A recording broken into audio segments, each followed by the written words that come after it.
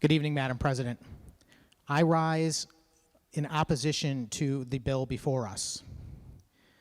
I've been listening to the comments of my colleagues from every angle and what their perspectives are, and I'm sympathetic to their positions and their desire to find that balance that's been mentioned so many times today in determining what is acceptable from a public safety standpoint and what we should do about helping formerly incarcerated people back into our society.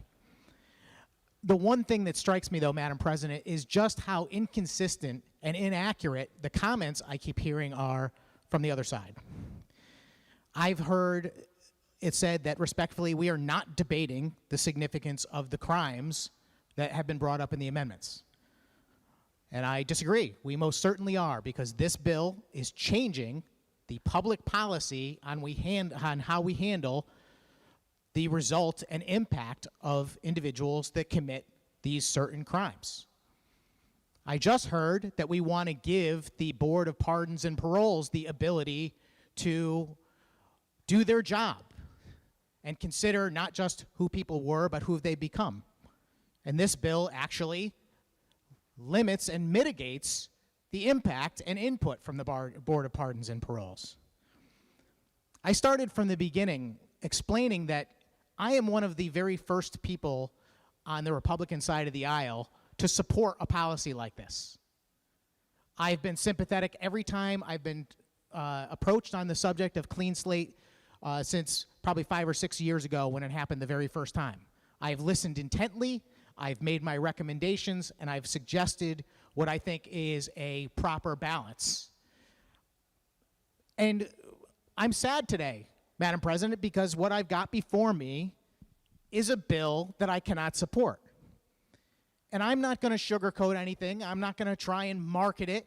I'm not going to come up with a slogan like clean slate. I'm not going to try and say the bill doesn't do things it absolutely does. I'm just going to lay out the facts about what our vote means today. And I want people at home, people watching, to make their own decision about whether this is a good policy or not and whether each of us voted correctly. That's what we're here for. And I'm sad also because I believe that the laws that are passed in this state would be far better if there were more people watching us and learning more about these bills and what they mean. This bill goes too far. Should we make changes in our policy to determine that we could ultimately erase the criminal records of people who have served their time? I would say yes. And the question is, in fact, where do we draw that line? This is not a bill about erasing the criminal record of someone who had a joint in college or a small amount of marijuana or something minor in their past. Sure, many of those items are erased in this bill, and they should be. And if that's all it did, I would support it wholeheartedly. But this bill goes way, way beyond that in several ways. The significance of the crimes that are aimed to be erased is something worth noting, and I'm going to go through them in a moment. But I also want to say that this bill goes too far in other ways. It goes too far in subjecting other people to rules that it shouldn't. If the state, for example, wants to restrict the ability of itself to measure whether or not someone's criminal record matters to them, then I say fine. But this body wants to go further than that and tell private citizens, businesses, employers, landlords, and so on, what their rules are for what they think is important for determining their own risk. And to me, that's too far. So if the state wants to decide, well, you're eligible for a grant, even if you had this on your criminal record, I'm fine with that. If the state wants to say, you can still have a job with the state, even though you had this on your criminal record in the past, they can do that too. They can do all of those things. I have a little more trouble with the state saying to municipalities, including the town I live in, you have to overlook it too. We are going to erase these things from someone's record, so you cannot use that in your determination on whether or not to hire them or if they're eligible for some tax credit or grant or something. All of that's okay. But when you go the one step further and start telling people, incidentally, the people that we represent, and I want to point out that we represent all people, something that seems lost in here all the time. I always, whenever looking at any bill, recognize all the people involved. So many bills are in here because, well, this bill represents the union, or this bill represents the businesses, or this bill represents this group, or that group, or this group, or that group, and it's very frustrating, Madam President, because I represent all my constituents equally. I recognize that that is one of the major tenets of this country, is that everyone should be equal under the law. And it seems like this body is trying to make us less equal all the time by pointing out our differences, suggesting that the past should be the future. What's in the past is the past. Right now, we have opportunity to do things better than anyone in the past by putting those things aside and making good policy in the future. That's, incidentally, the aim of this bill. It's to say people who did bad things in the past, we should overlook some of those things. The test is, what things did they do, and how significant were they? As I said, if the state wants to make these determinations for the state, fine. But this bill goes on to tell creditors that they cannot use the information based on someone's erased criminal record in a determination, even though there is data to suggest that it does matter in whether or not you're a future credit risk or not. Public accommodations. If you own a hotel, you would be unable to use this determination in hiring someone or renting property to someone. Employers would no longer be able to use this information. Landlords would no longer be able to use this information. Higher education. I'm not quite sure of the language in the bill, whether it includes both public and private colleges, but they are also included. The concern I have, Madam President, is that when you start telling landlords or employers that they cannot take into consideration something as significant as someone having a serious crime in the past, and we've been talking about the serious nature of some of these crimes all day, what are you opening them up to?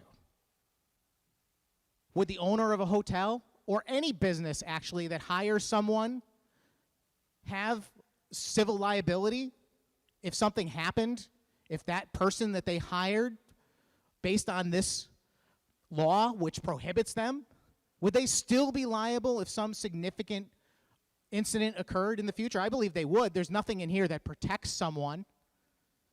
As a landlord trying to put tenants in a building, would you want someone that was convicted of significant crime in the same building as some innocent co-eds, for example?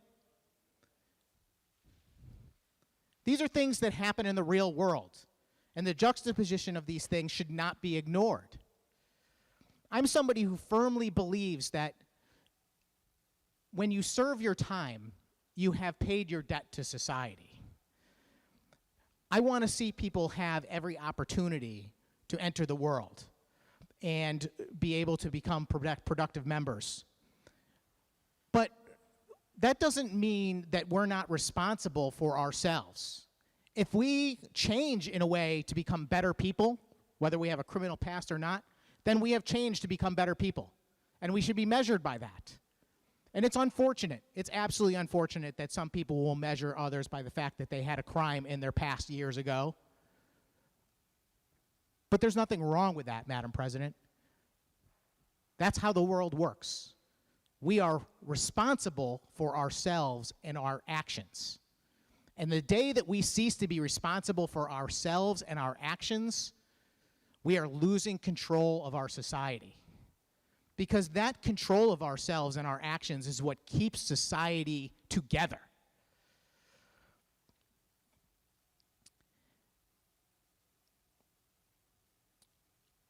There were several amendments offered earlier.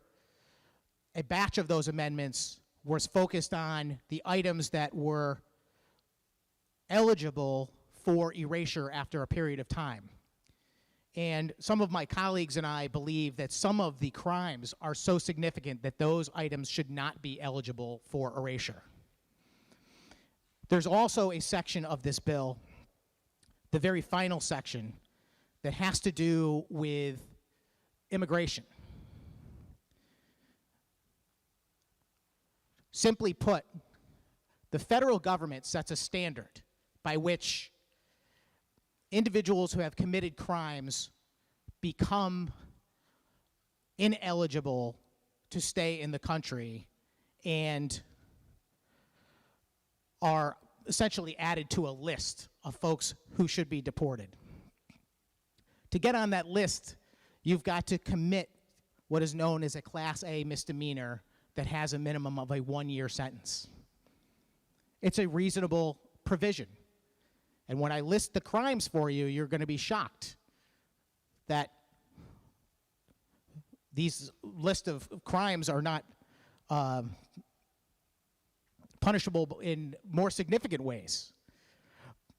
But what happens is, in this bill, that provision is modified to make these crimes no longer 1-year sentences, but rather only sentences of 364 days. It is a purposeful workaround designed by the folks promoting this legislation to make it so people who are in the country illegally, who have committed these crimes, are not held accountable to the way the federal government expects them to by virtue of distorting their criminal past from 1-year penalty to 364-day penalties. The first time I saw this bill was like 3 years ago, and I cannot believe my reaction at the time. I was like, they're what? Why would anyone want to do this? I spoke earlier about my understanding for people who try and get into the country because they're escaping oppression or a evil regime, or they need health and safety for their children and their families, and I am sympathetic to that all day long. I'm one of those people that takes a completely objective view of the situation and wants to see a solution, something that we rarely see in Washington on the subject of immigration, and it's their job. And incidentally, anyone listening, I would encourage you to contact our federal delegation and tell them to fix it finally. Because you have, on one side, you have folks trying to use the existing law that we have borders and we have laws about immigration as a tool for politics to punish people who want to enforce that law. And on the other side, you have folks that seem to be okay with a certain amount of illegal immigration if it helps out their friends in business. All those people are wrong. What we should have is a policy that benefits the citizens of the United States of America equally, and it essentially sets up a standard by which people become eligible to enter the country that is fair and appropriate. And it does not take people out of line and put others in their place. This law, Madam President, creates a situation where we are making exceptions for people who are bad actors to stay in this state. So let me close by just going through the list and reminding everyone of just how simple a vote this is. This vote is an up or down vote. Yes, this is a good bill. No, this is a bad bill. This bill says that people who have committed this list of crimes are eligible to have them erased. That list of crimes includes, and I apologize, they are not in an appropriate order, interfering with an officer. A person is guilty of interfering with an officer when such person obstructs, resists, hinders, or endangers any peace officer or policeman, etc.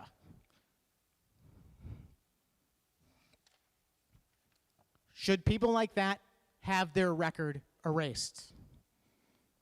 Should people like that immediately no longer be on the list for removal from the United States if they are illegal aliens. Next, criminal trespass in the first degree. Someone who enters or remains in a building or another premises in violation of a restraining order issued or a protective order issued pursuant to section such and such. Is that the kind of person that should have their record erased?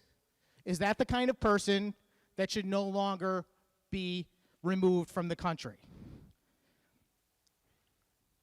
Manufacturing or possession of burglars' tools. A person is guilty of manufacturing burglars' tools when he manufactures or has in his possession any such tool for advancing or facilitating offenses involving unlawful entry.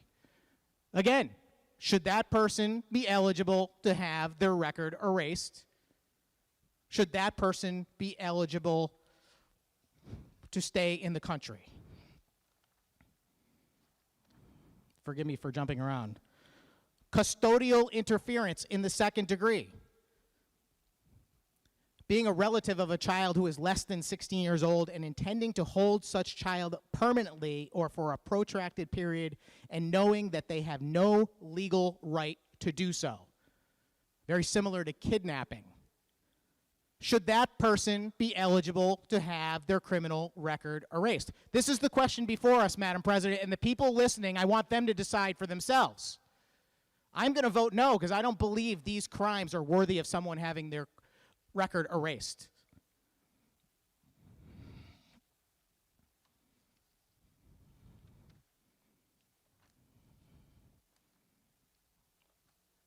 Forgive me, Madam President, I didn't have time to put these in the proper order. Recruiting a member of a criminal gang. A formal or informal organization, association, or group of 3 or more persons that has as one of its primary activities the commission of 1 or more criminal acts. Is this someone that should be eligible to have their record erased? Inciting to riot, something we've heard a great deal about this past year. A person is guilty of inciting to riot when he advocates, urges, or organizes 6 or more persons to engage in tumultuous and violent conduct of a kind likely to cause public harm. Should a person like that be eligible to have their record erased? Should they not be deported? Riot in the first degree. Forget inciting a riot, actually committing a riot. A person is guilty of riot in the first degree when simultaneously with 6 or more other persons, they engage in tumultuous and violent conduct and thereby intentionally or recklessly cause grave risk or public harm. Again, should that person be eligible to have their record erased? Threatening in the second degree. Someone is guilty of threatening in the second degree when, by physical threat, such person intentionally places or attempts to place another person in fear of imminent, serious physical injury. And it goes on. There are quite a few other things that are listed about reckless disregard, causing terror, and so on. Should such a person be eligible to have their record erased?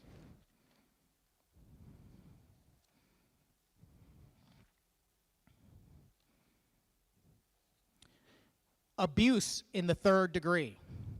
A person is guilty of abuse in the third degree when such person knowingly commits abuse of an elderly, blind, or disabled person or a person with intellectual disability and causes physical injury. Should such a person be eligible to have their criminal record erased?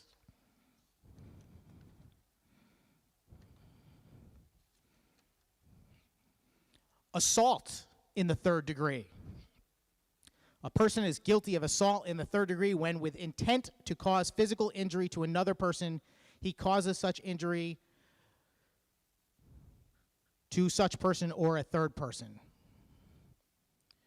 Or, with criminal negligence, he causes physical injury to another person by means of a deadly weapon, a dangerous instrument, or an electronic defense weapon. Should such a person be eligible to have their criminal record erased? We had an amendment on the next one, Madam President. There was an up or down vote already asking members of this chamber whether or not we should remove people like this from eligibility, and sadly that amendment failed on a party line vote. Assault of an elderly, blind, disabled, or pregnant person or a person with intellectual disability in the third degree.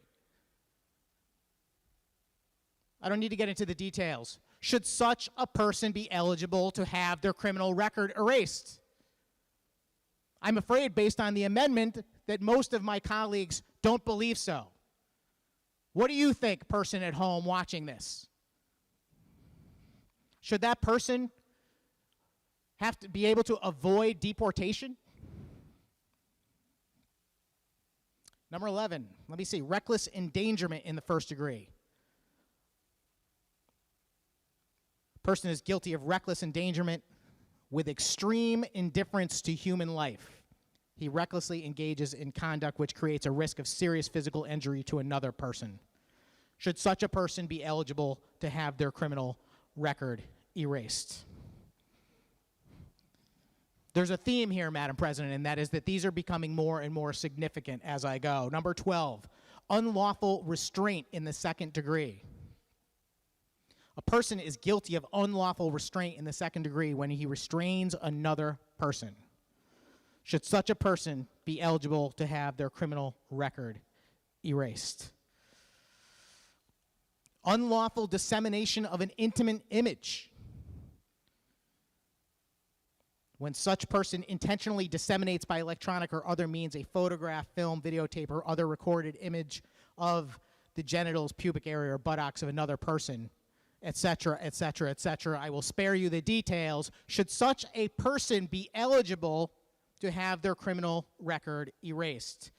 Stalking, Madam President, in the second degree means 2 or more acts where someone follows, lies in wait, monitors, observes, surveils, threatens, harasses, communicates with, or sends unwanted gifts to a person, causes emotional distress, psychological suffering, and so on.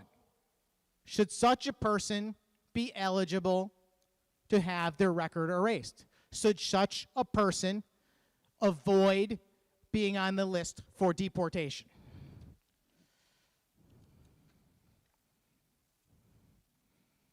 Strangulation or suffocation in the third degree. It was mentioned earlier by a couple of my colleagues that many of these crimes are ultimately less significant than the crime actually committed, and this is what they were ultimately sentenced with as a plea bargain. You can only imagine what crime someone might have actually committed to be convicted of strangulation or suffocation in the third degree, when such person recklessly restrains another person by the neck or throat, or obstructs such other person's nose or mouth and impedes the ability of such other person to breathe, or restricts blood circulation of another person. Should such a person be eligible to have their criminal record erased? Should such a person be allowed to remain in the country? It's interesting that in the bill, the proponents actually did carve out some things because they knew that they were so significant that we should not absolutely in any circumstances allow eligibility for erasure. Which tells me that they were thinking about it. They knew some things, just are not going to fly. We should not be letting these folks have their records erased, or it would be bad politics or bad optics to do so. I think it's all bad policy, Madam President. We should not be doing any of this. Yes, minor crimes, minor drug offenses. If that bill was before me, I'd vote for it right now. No problem. You wouldn't even hear a peep out of me. I would just say yes. I'm standing here and I'm going through this because it's important that people understand exactly what this chamber is doing today. Thankfully, they took out sexual assault in the fourth degree as something you're eligible to have your record erased for. But you know, they did not take it off the list of things that you could escape deportation for. Still on that list.